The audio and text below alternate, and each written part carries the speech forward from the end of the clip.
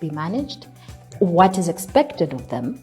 Tune in to KBN TV for these and other educative, informative, and entertainment packages. KBN, the finest television.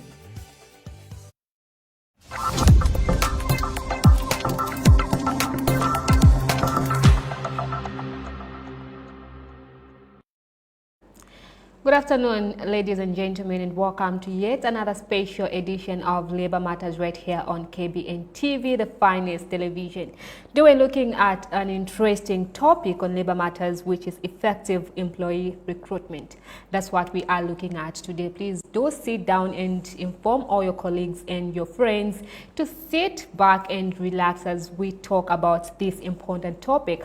For today, I am your host, Patricia Chilambiko, and always it's Mr. Kabanda in the studio, Mr. Owen Katongo Kabanda. Good afternoon, sir. Good afternoon. How are you doing? I'm okay. How are you?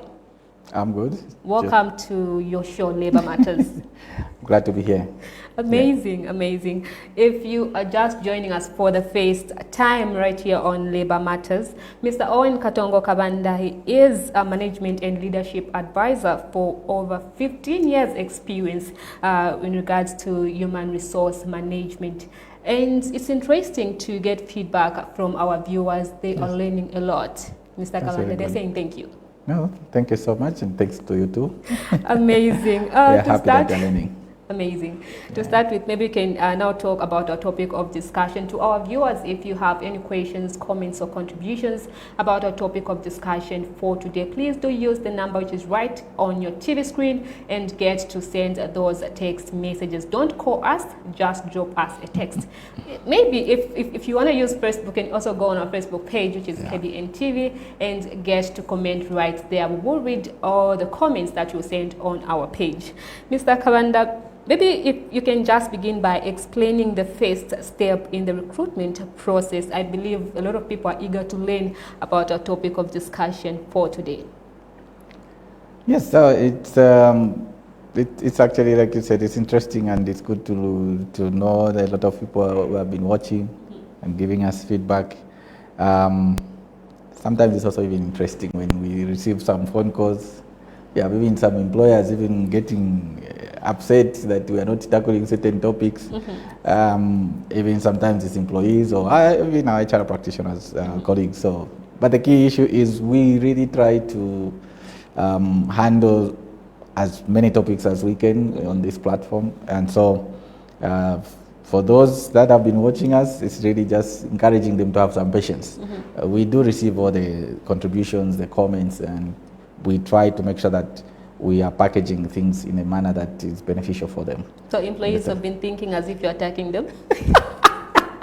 It's some employers who think that they are happy that they are knowing what applies and some of the processes and policies we've been talking about. But some also would say, no, but the employees are knowing a lot. Others will say, no, we want you to be so hard on the employees because they are not, some employees don't perform in this manner or they don't behave in. But look, that's not the purpose of this program. The purpose is really to share ideas for such employers who want specific things pertaining to the problems they're having in those companies. At that point, then they bring in a consultant because that's a special assignment. So those are the things that we can say. But otherwise, also for the employees, some of them, I know, like today we are also even going to be talking about recruitments. One of the things that have been coming forward, some of the requests are more around also employees saying, we want to also know how to apply for jobs, like for the job seekers. Others want to know, they are already working, they want to see how can they change jobs. Maybe I'll make a pronouncement that probably next week we will try to cater for that group. Today we'll focus on the employers. I'm excited on behalf of our viewers. I know there's been a lot of questions. There have been a lot of questions. People want to know how to apply for jobs. How do they handle job interviews? How do they answer questions on tell us about yourself? What is the salary expectation? And so many of these questions. But also what we've tried to do, we have also like other platforms like on TikTok and others where we have put some of these small short clips. But yeah, next week we'll try, though that was scheduled for like month of November, but we'll try to handle, since we are now talking about recruitment. Today we'll talk about recruitment on the side of the employer. Then the viewers can keep the questions coming, and we'll try to now answer them on the side of employees or job seekers in what they should be doing to apply for jobs. So that is for next week. Coming to your question around what are the first steps in terms of when it comes to employee recruitment, one of the things we really emphasize is the planning aspect. Remember in the previous episode, we were looking at effective employee management, and one of the things we emphasized was on planning. Because sometimes employers just wake up and they go and start recruiting, but you need to start with the planning. First of all, and this is an emphasis to HR practitioners. Number one, understand your institution.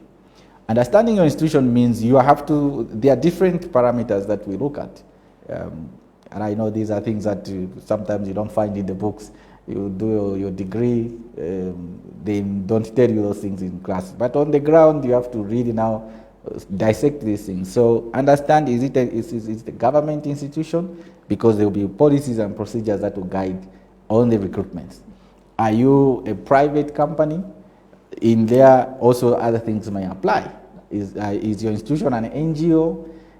Is it an SME? It's just a company that, or a business that is just starting? So you have to break these things down so that then you will then start to think, where are we going? What kind of people do we actually need in this business or in this institution?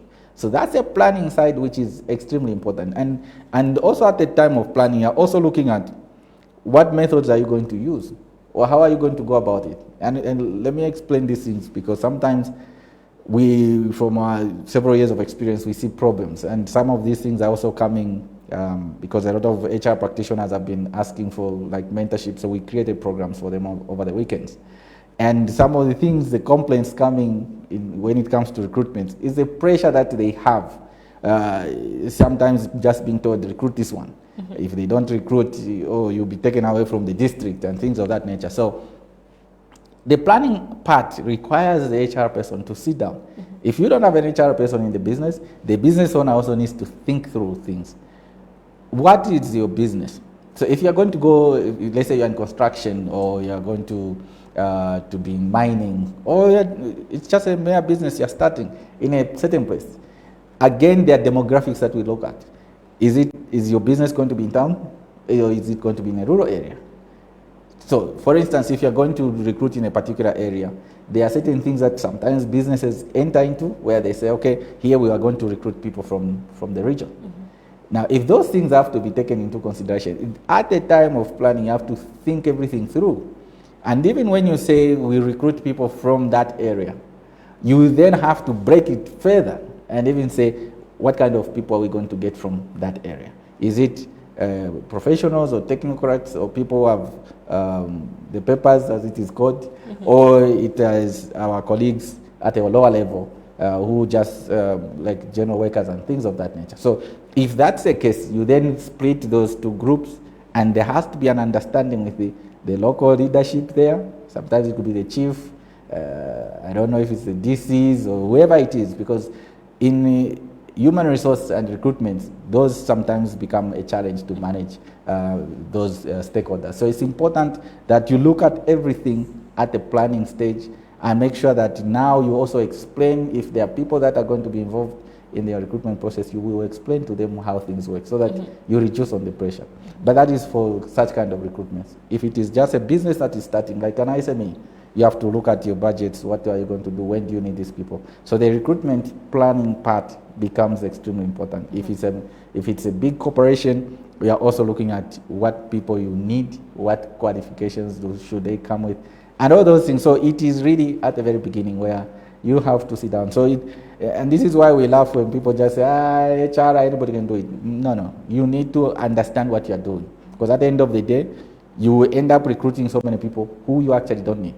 So the recruitment aspect requires that you do a lot of planning planning for the numbers, the type of people you need, as well as the cost that will come with those people. So you also, we talked about in the other episode where we talked about labor costing. I know this is an area that a lot of HR people don't like, even business owners.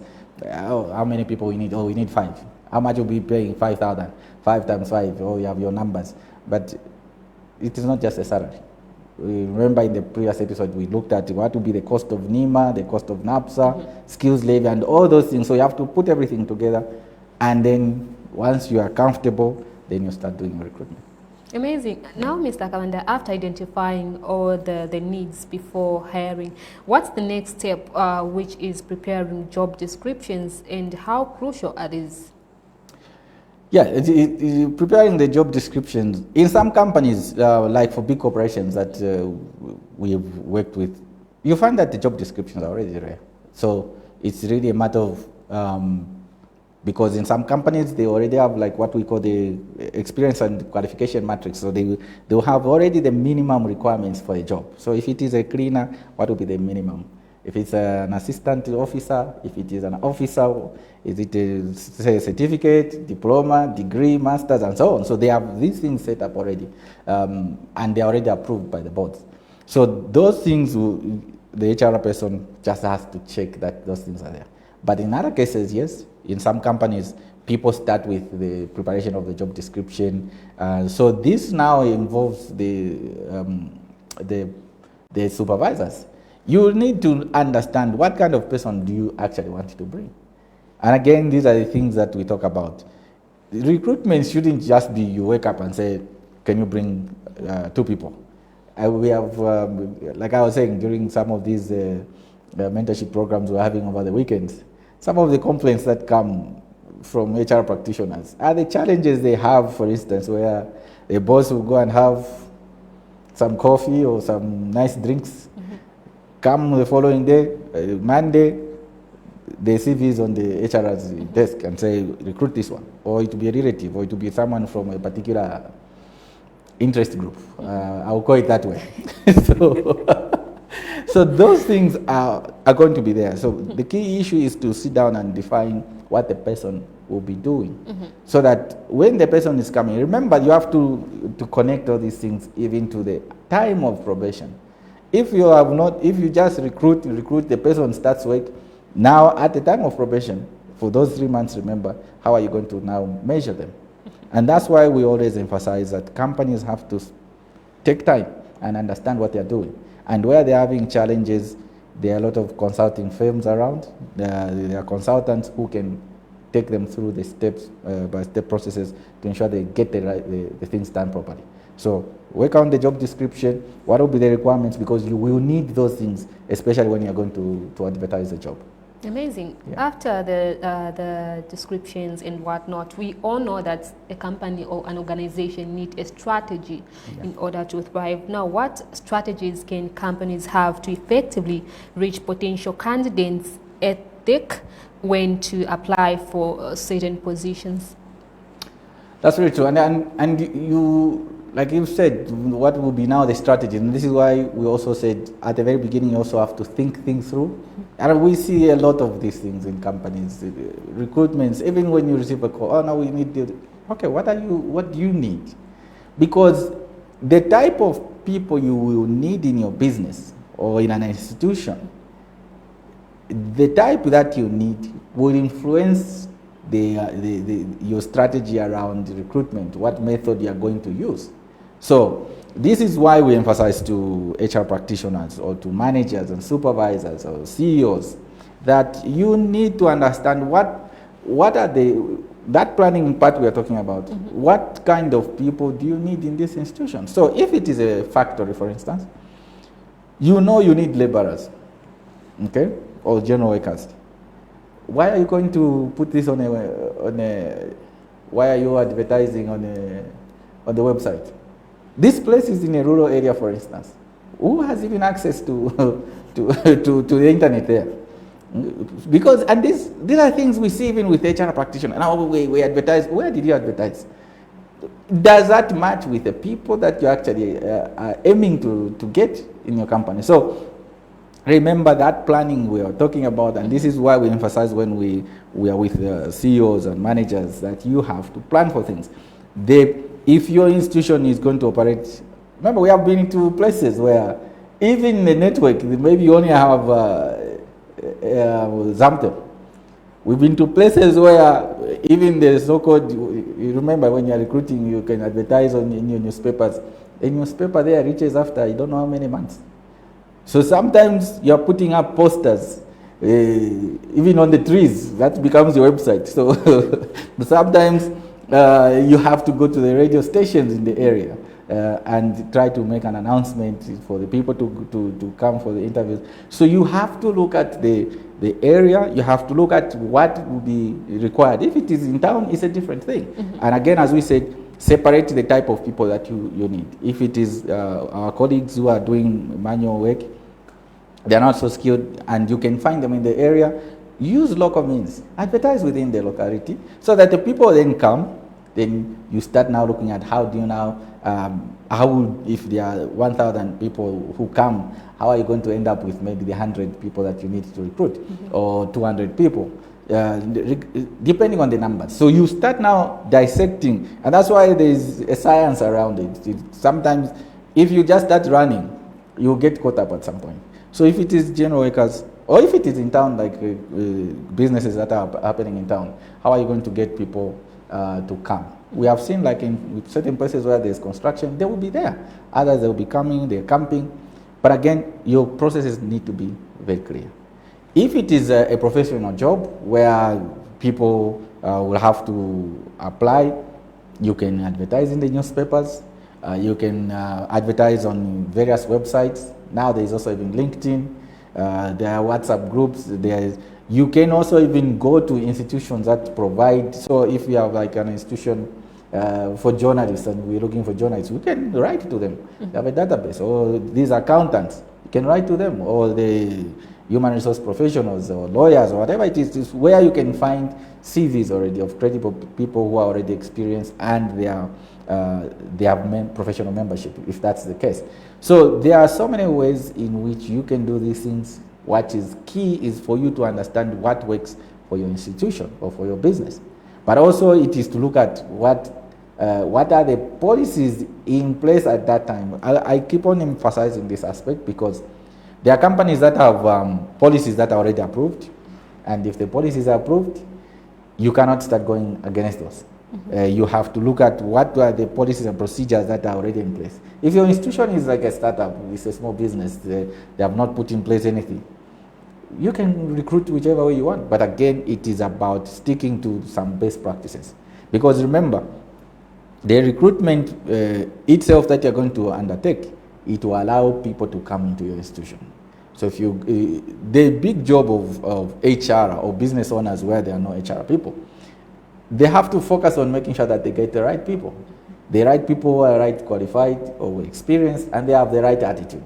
I always emphasize on this aspect because you can have all the papers in the world, but if you have an attitude that is not good for the institution, you as HR and they hire you like that, then it means you are starting to create problems in the corporate culture because that person will come with their bad attitude and everybody eventually they start to be negatively affected. So recruitment shouldn't be taken like, oh, let's just have a cup of coffee, let's go, okay, that's fine. You're not a psychologist. So you think just having one small chat over 2 minutes you have hired. So there has to be proper processes put in place. You think through, is this a rural outpost? Is this in town? What is our institution? What are the policies that are there? What kind of people are we looking for? Mm-hmm. Sometimes, and you have to again look at, apart from the institution, you have to even look at the position. What does the position require? Okay? Looking at the position, are you looking to have more females, more young people, or more older people? Without, again, you have to again pay attention to the requirements of the laws. Because if you're going to be seen to be discriminating, then you have a problem. And I have to emphasize this aspect. In that recruitment method, you have to be careful. Because, yeah, like here in Lusaka, it is a very, it's not a bigger problem. But as you go to some areas, they will even tell you, here we just want our people.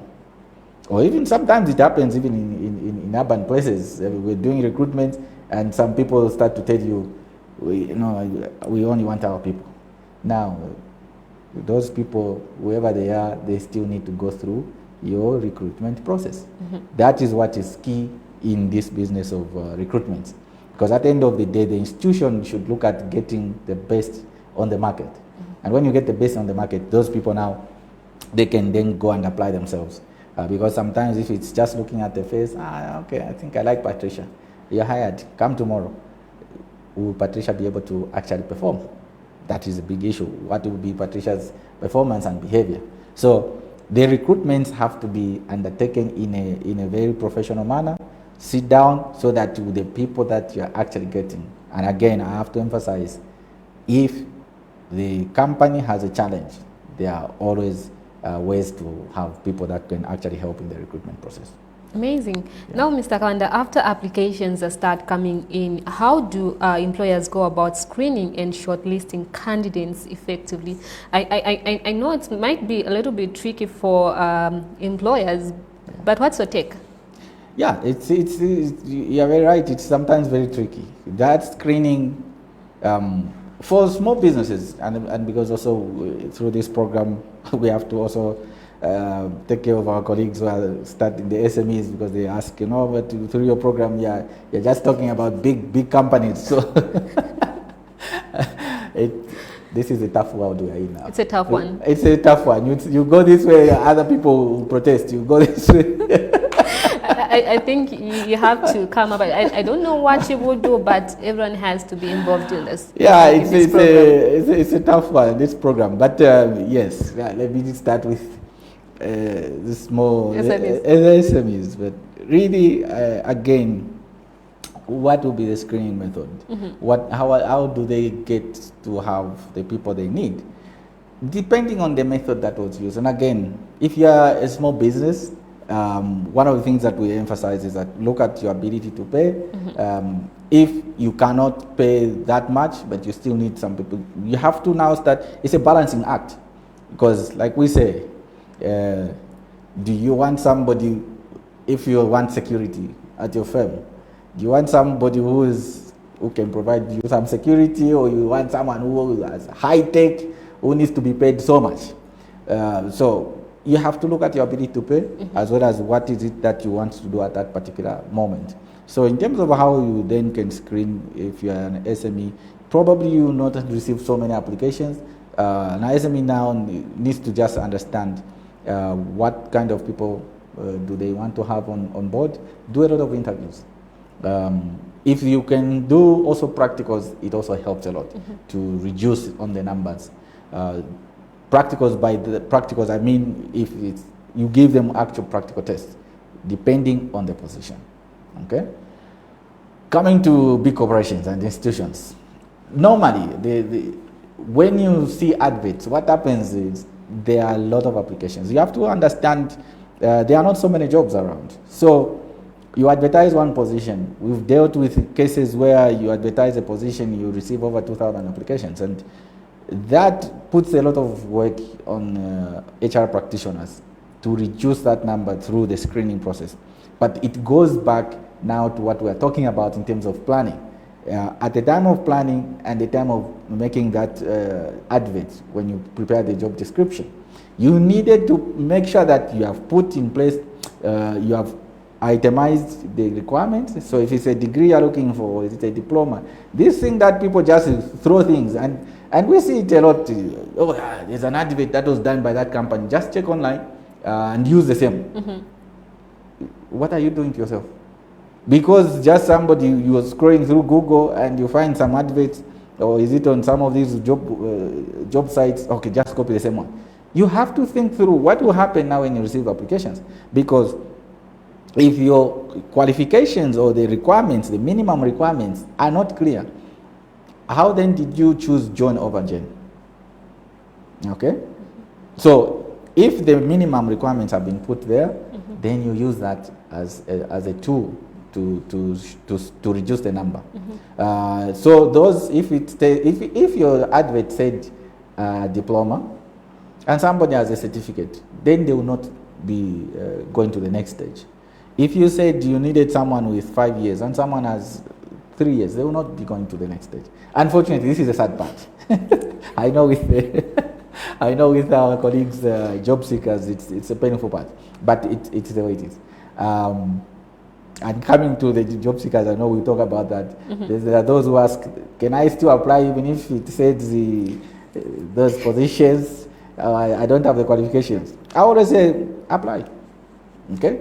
In a normal circumstance, I would say don't apply. But I know that there are jobs, like I've said, there are employers who simply copy things, which they don't even understand.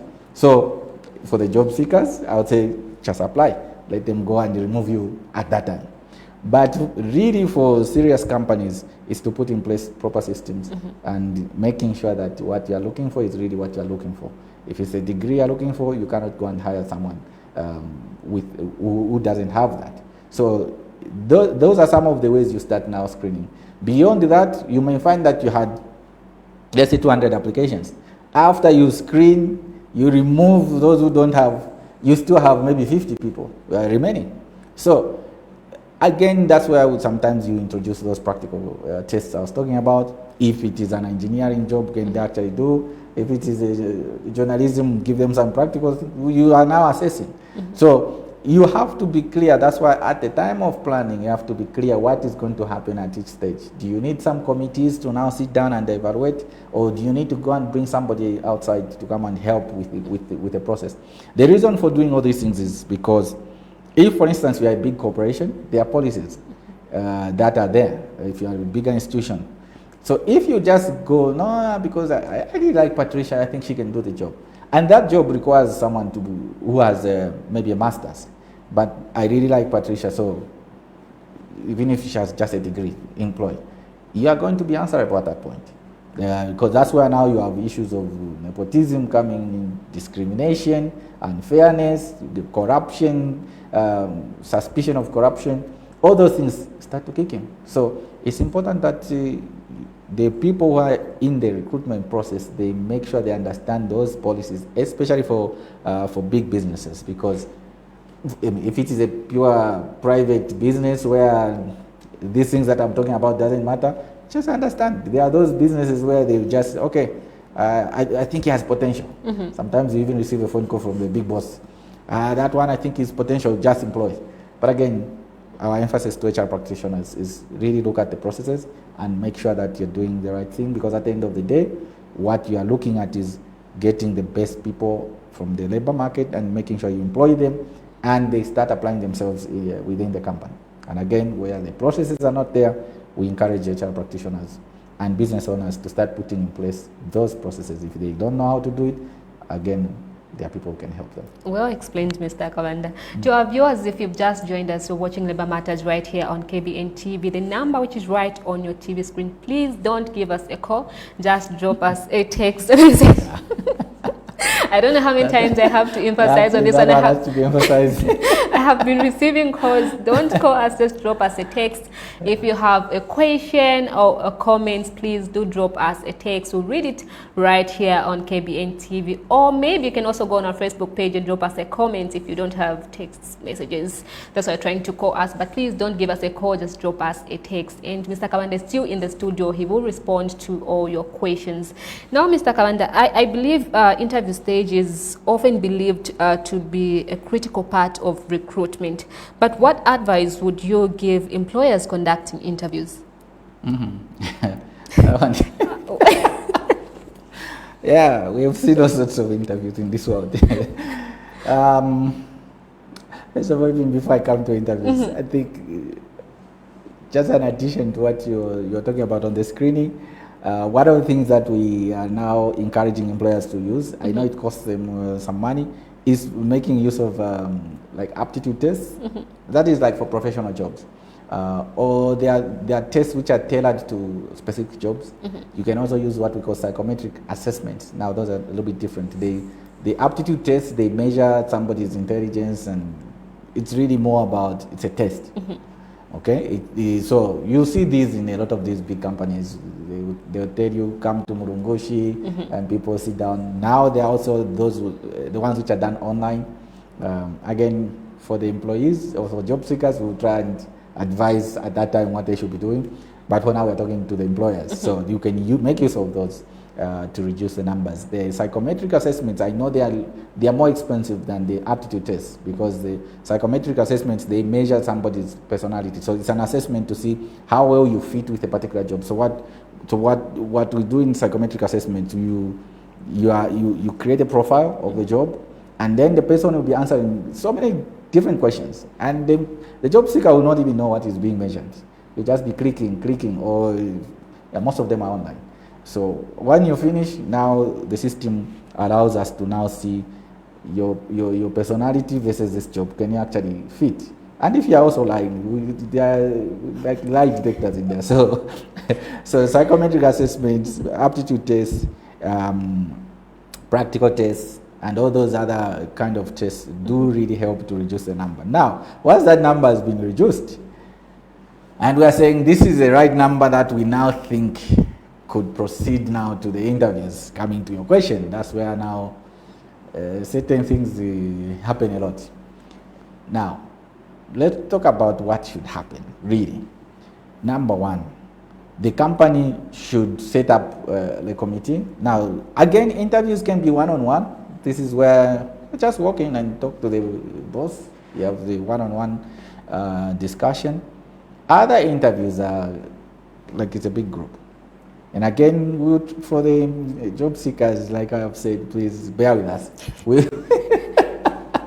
You have to apologize in advance. Because I know there's all these questions of, okay, so how do I handle questions where the interviews where I walk in and it's a large group, I'm already scared, and I have made a promise. We will come to that. Please, you have to fulfill all the promises. At least we will try. We will try. You just have to. I believe the listening, watching right now, and they're like, yeah, Mr. Kabanda, please do it. No, we will attend to that. So just keep the questions coming. So when it comes to one person interviewing or a group, that's an issue. But I'm talking today about. For today, we focus on the employers.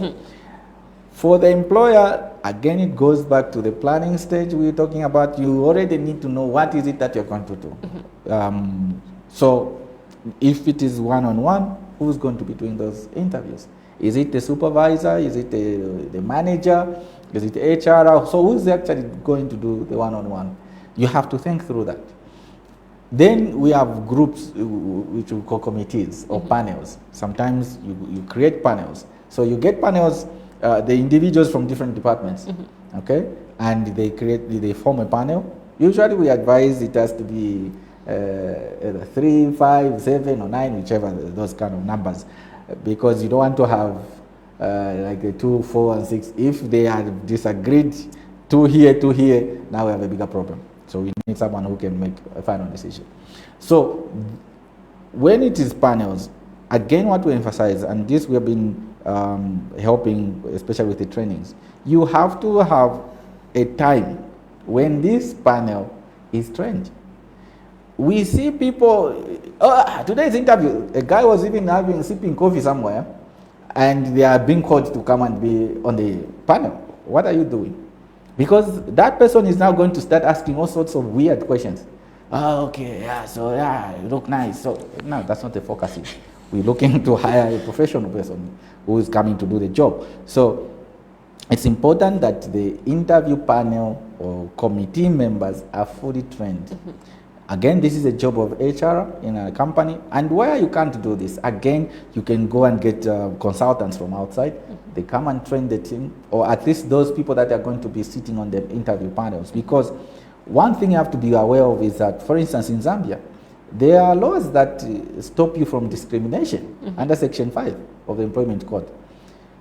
You cannot start asking certain questions. The laws are very clear. And this is why sometimes we receive phone calls from employees. You know, they were asking me about this. I think I didn't get the job because of, and we're encouraging job seekers to seek legal redress. They can go to the courts, they can go to labor office. Because when people don't know what they're talking about, they start asking all sorts of questions that don't mean anything.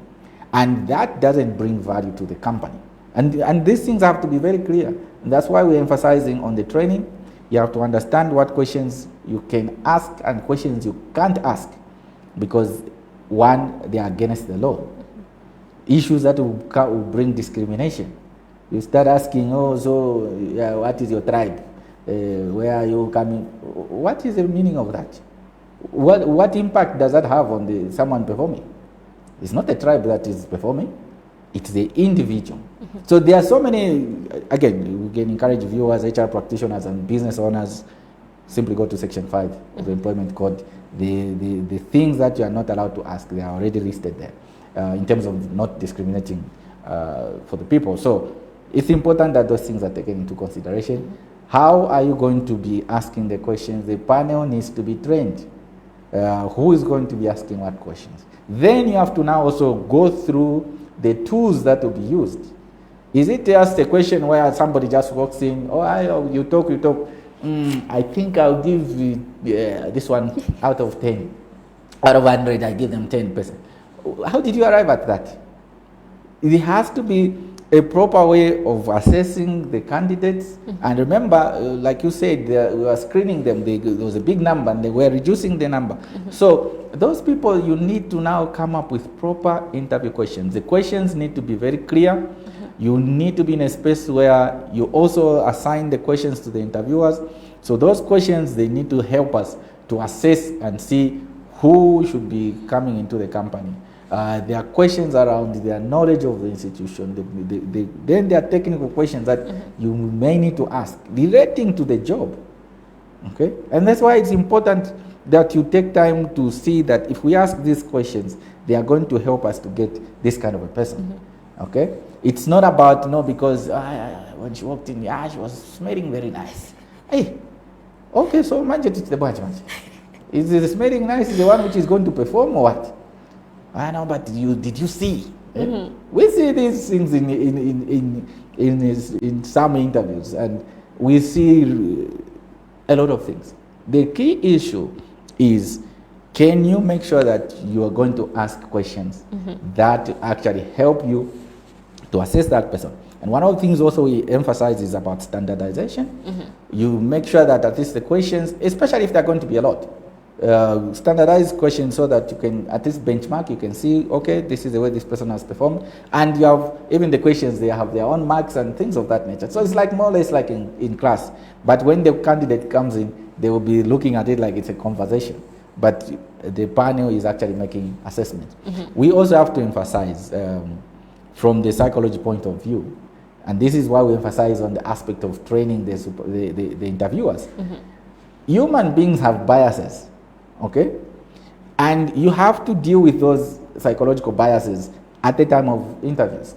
And that's why if people don't get the proper training, they will just be there. So for instance, if in your mind you don't like people who have some weight, the moment the person walks in, psychologically you have tuned off.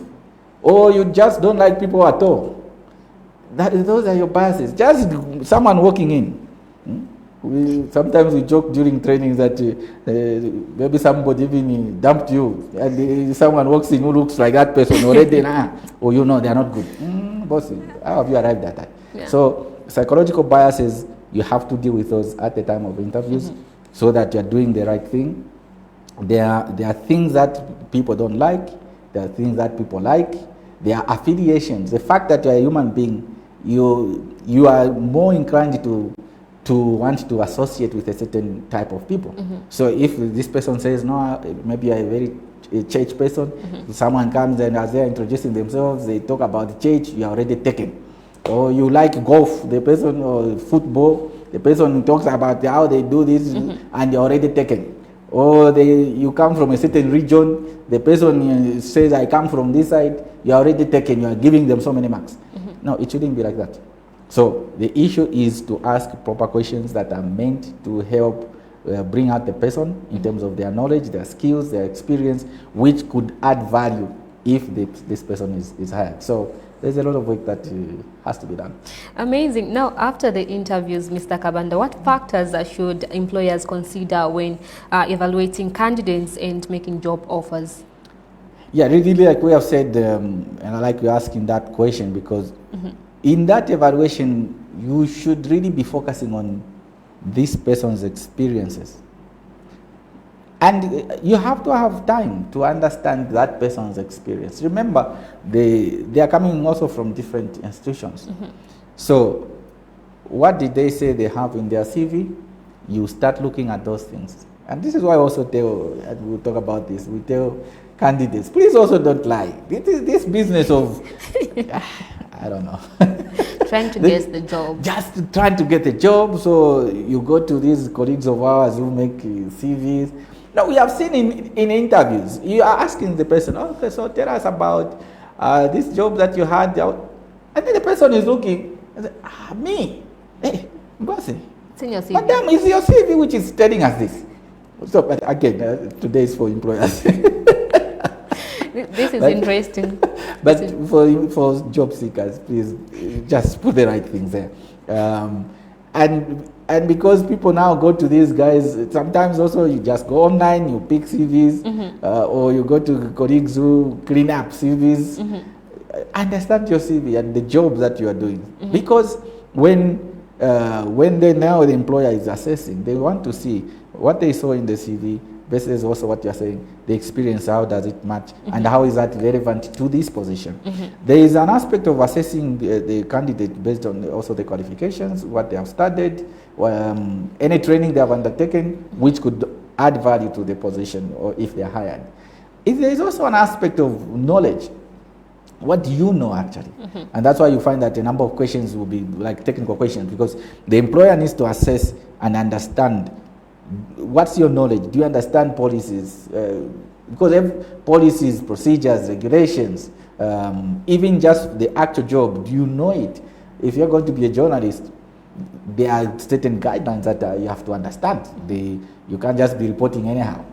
So, do you understand those kind of things? If you're an accountant, there's IFRS. Do you understand the international standards on finance? If you're an HR person, if you're an engineer. So, those things, they are important when the employer is assessing, because they need to make sure that the person, and these are things we encourage.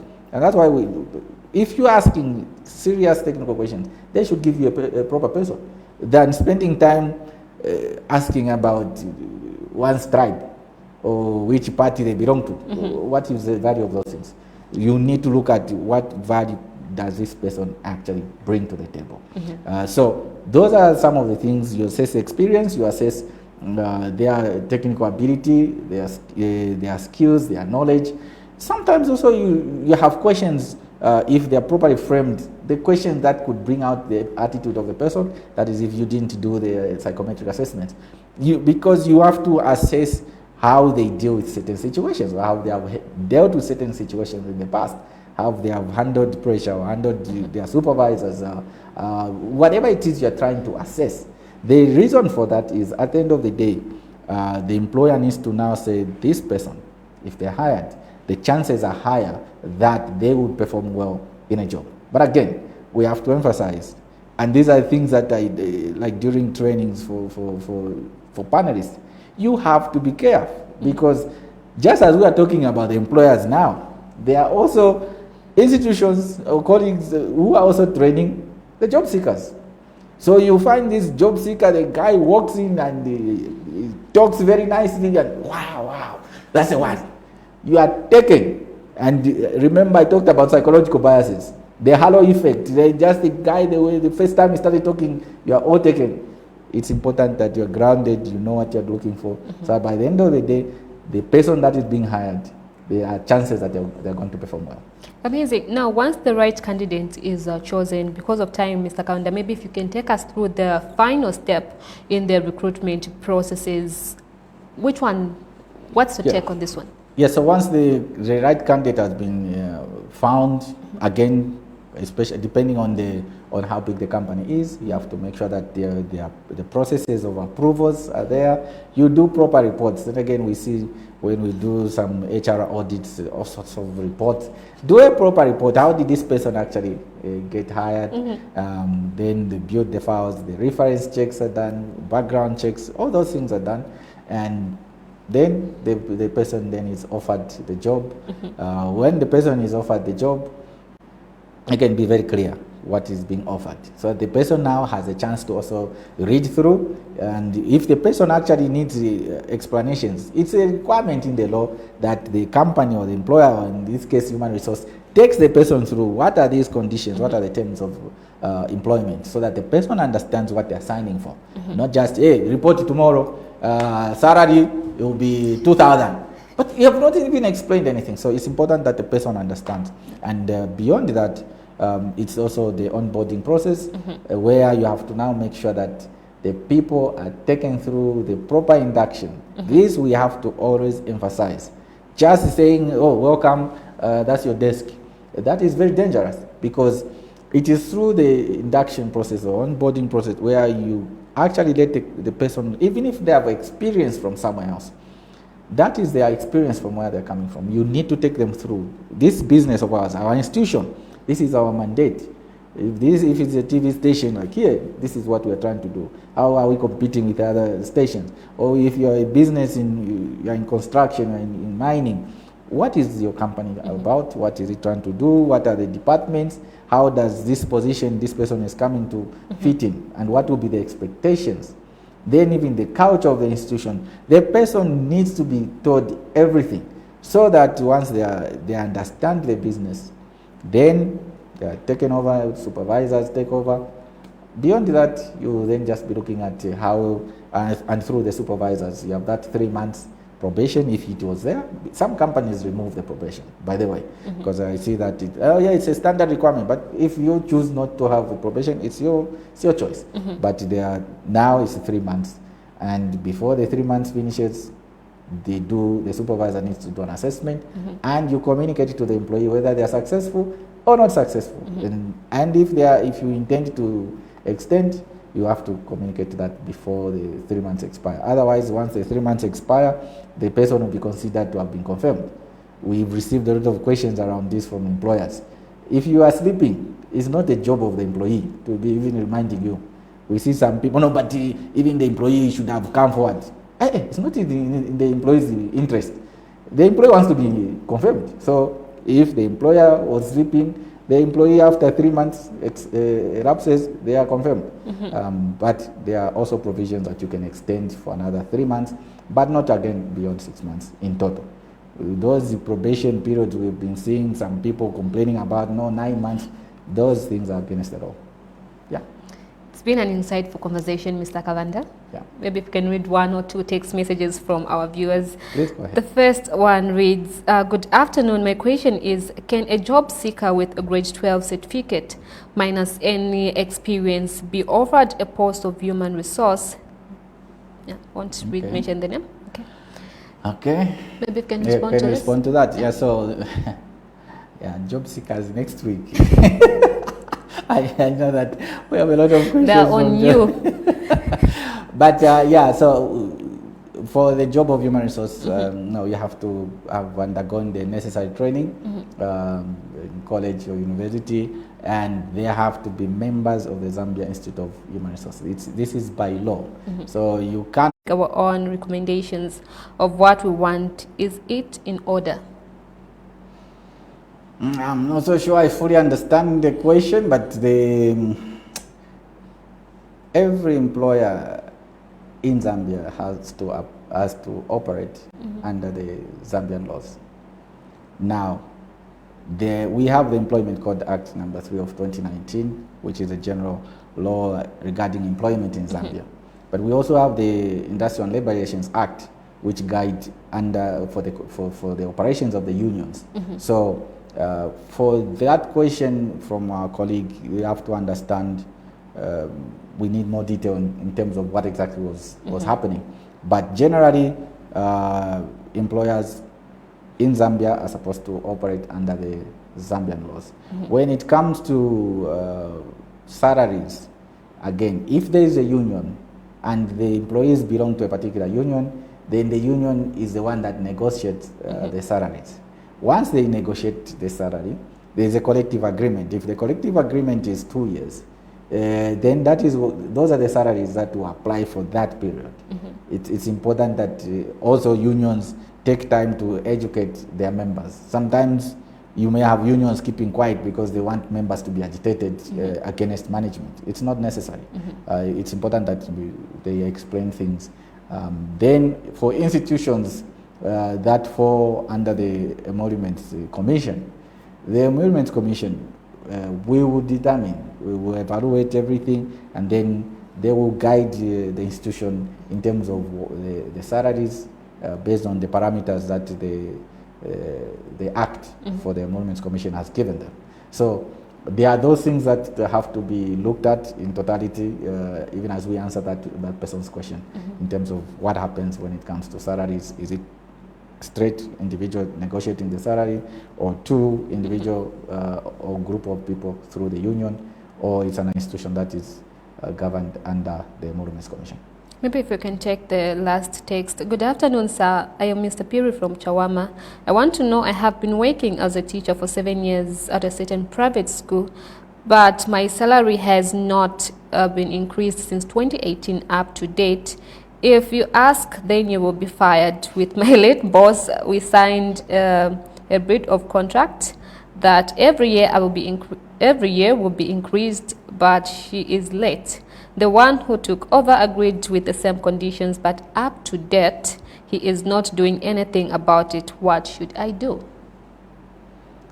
Well, that's a very difficult situation to be in. I gather that's a private company or institution.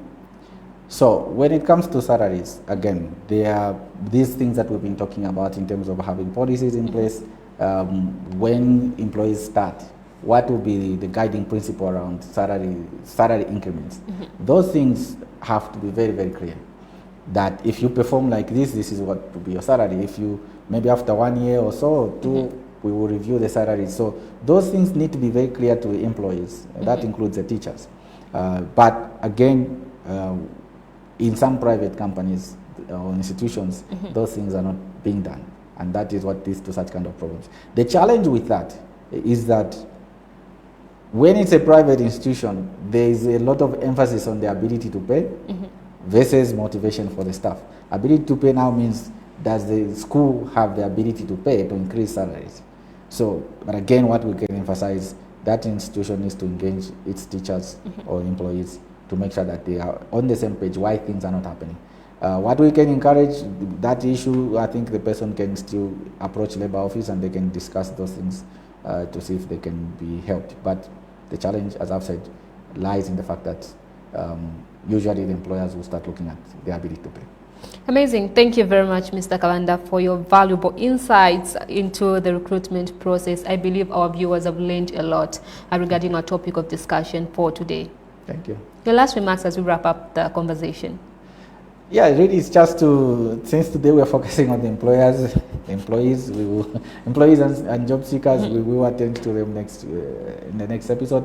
But for the employers, just really make sure that you have in place policies and procedures that help even in the recruitment processes, so that you then can get the best suited candidates who have the right qualification or experience or the skills and even the attitudes to come and contribute to the growth of the institution.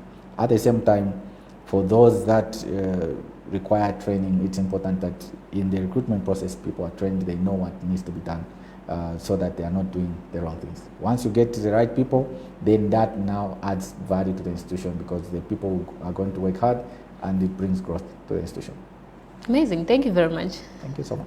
There you have it. You have been watching Labor Matters right here on KBN TV. Thank you very much for tuning in. And remember to get in touch with the consultants to help you in your recruitment processes. I have been your host, Patricia Chilambikwent. In the studio, I was with Mr. Owen Katongo Kabanda, who helped us talk more about our topic of discussion for today. Until next week, same time, same place, it's goodbye, God bless, and stay tuned to KBN TV.